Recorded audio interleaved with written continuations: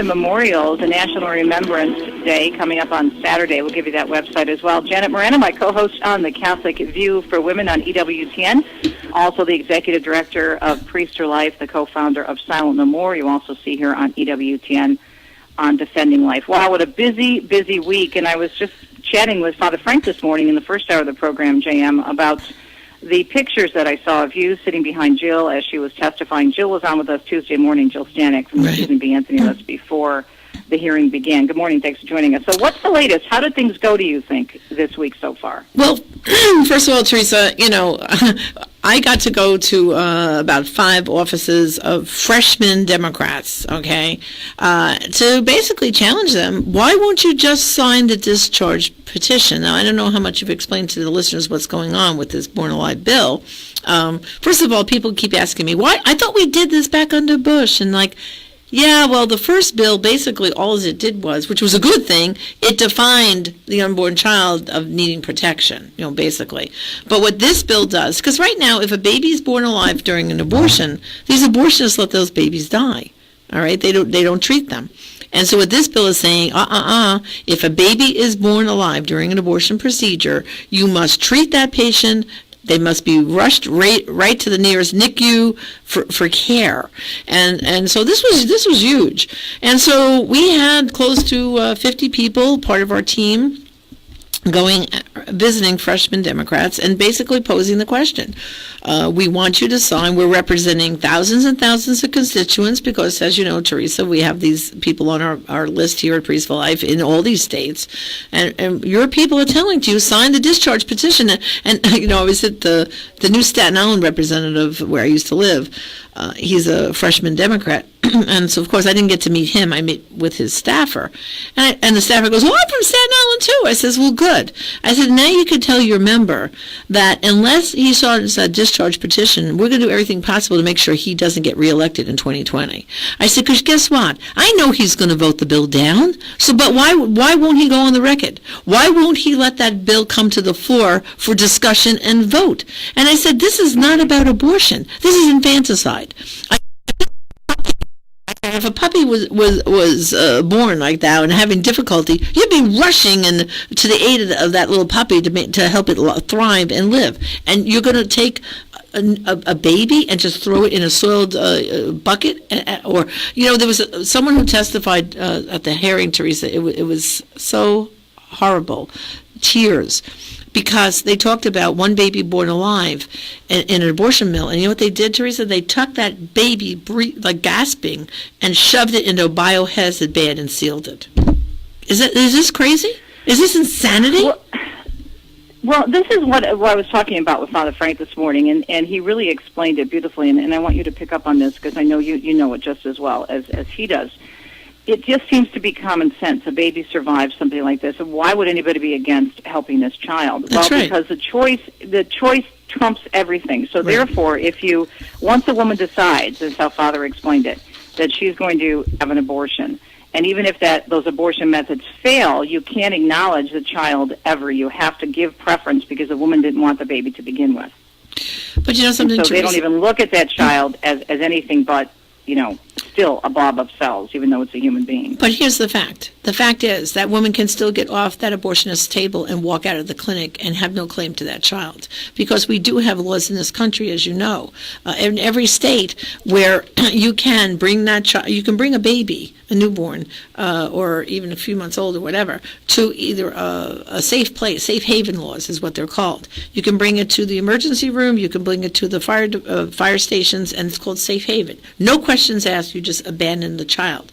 So this is not a question where her freedom of choice has been denied. But, okay, the abortionist messed up, the baby's born alive.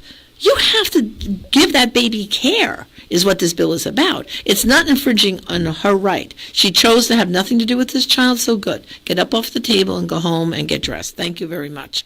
We'll rush that baby to NICU, and if the baby survives, there are the people, as you know, Teresa, there are couples all over our country looking to adopt children. There are not enough, babies for them, and that's why some of them are going overseas now, because we're killing our babies. So this is not infringing on her freedom of choice. It has nothing to do with abortion. What it does is it's stopping infanticide that's still happening in this country.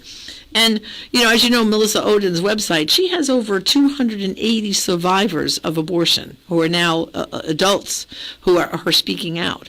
I mean, this is a real issue that people have to pay attention to. And what I think, we were lobbying in the halls of Congress on Tuesday, but this is something now your listeners can do, all of you.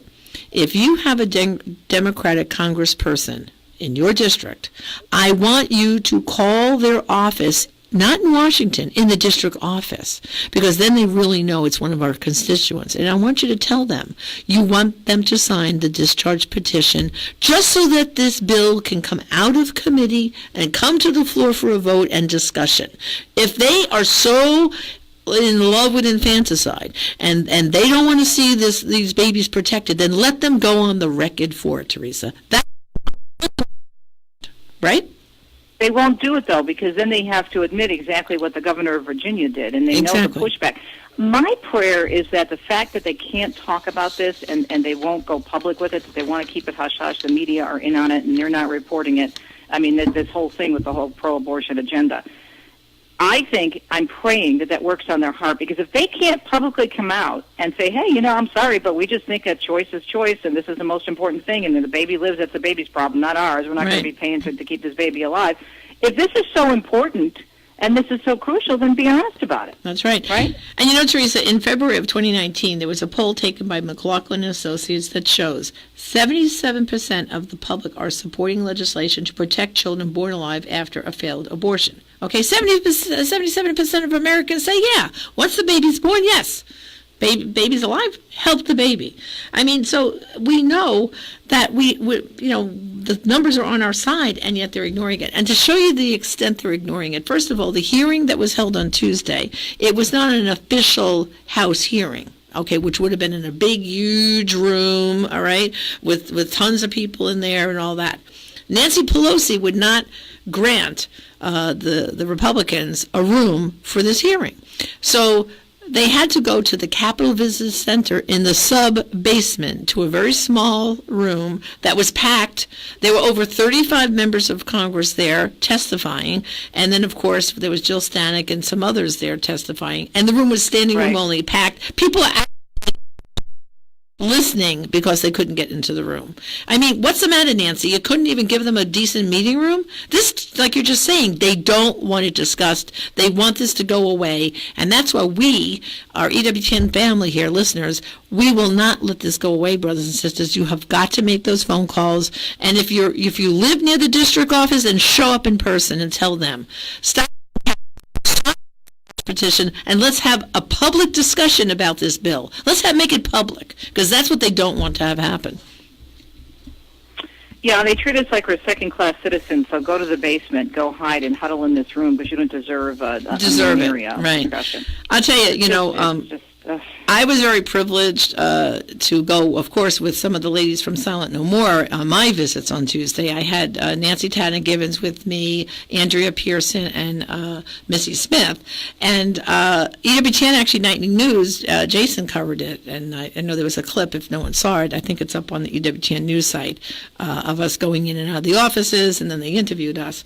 But I'll tell you, the staffers, as soon as we walked in, we had T-shirts, Teresa, that said to stop infanticide and vote for this bill, right? So as soon as we walked in, they knew, here they are about this issue.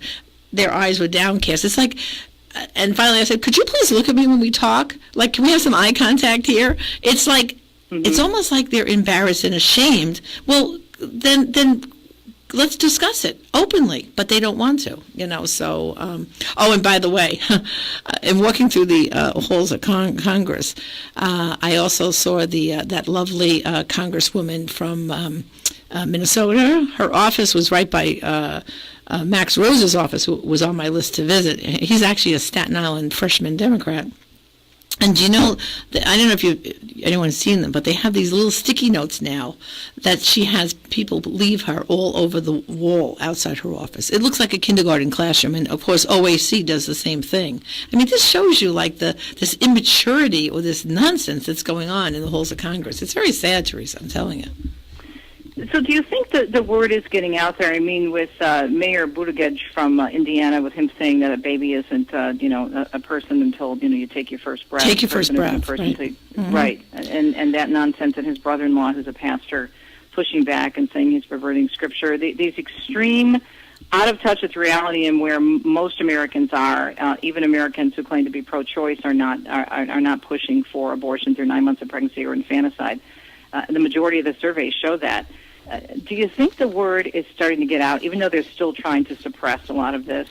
Well, I think from a legislative perspective. Yeah, I think the word's getting out to a certain extent, but obviously, if it wasn't for people like you, Teresa, and your radio program, EWTN, and the TV programs, enough people would not know because, other than Fox News, okay, which I was watching last night to see their coverage, but other than Fox, you don't see this, on CNN or NBC or ABC. They suppress all this stuff. I just got back from being in California at my daughter's for 2 weeks, worked out there. Then I went to Hawaii on vacation with the family for a week. So I was on, as I call it, the left coast for 3 weeks. And you'll be shocked to see that there's just a mental attitude out there that is so left, far, far, far left. It's scary. And, that in 2020 are going to be, this is going to be the most, I know we said in 2016 this was going to be the most important. This one is going to be even more important because our country, the very thing by which we were founded, is at stake because they want to just strip it all away from us. If you can't grasp that when a baby takes a breath, that's a live human being and needs care and help, then there's really something wrong with you. And, it reminds me, it's so funny how people get so upset about animals, which, I'm all in favor of protecting and helping animals. But when you think about it, if this happened to a dog, right, a dog delivers like 6 or 8 puppies, and 2 of the puppies are floundering and not breathing, I'm sure they're doing everything possible. Well, there was a big story a couple of months ago, remember, about the puppies that were thrown in the trash bin? Right. Big story. Big story. And a big lot of story. coverage on it. And then we have all the sea creatures, we have laws protecting the sea turtles and their eggs, and you can't damage the sea turtle's egg, or there's $25,000 fine or imprisonment and all this jazz. There's a dolphin. I took my grandchildren to St. Petersburg to see this dolphin that was rescued that had its little tail cut off. From a boat accident of some sort, and they rescued this dolphin. They actually got a fake, a fake tail for this dolphin, and now the dolphin lives in this aquarium, which is a beautiful story. They did a whole movie on it and all this jazz. It's so wonderful. And that's all great. It's all great stuff. But we do for animals and protect the animals. And you've seen those commercials on TV where they show these abused dogs and cats and they're, plea, but this has got to stop. And yet, we can't get these Democratic Congress people to bring this bill to the floor for a vote and discussion, that when a baby takes a breath, it gets care? This is insanity. And so I'm asking, Teresa, your listeners, there's a lot of them out there right now, okay? You can go to our website. We have it there at Priest Life, bornalive.us. First of all, we have the entire hearing. If you'd like to watch that entire hearing, it's at bornalive.us. We've gotten it recorded, downloaded, and you can see it. First of all, the Congresswoman Ann Wagner, who is her bill that she introduced, at the end of the hearing, she was moved to tears in her remarks. Mm-hmm. I saw that so emotional, so emotional. Yeah. And of the congressmen, I was so impressed by their testimonies. There were at least 6 of them were medical doctors, and one of them had actually done heart surgery on an unborn child.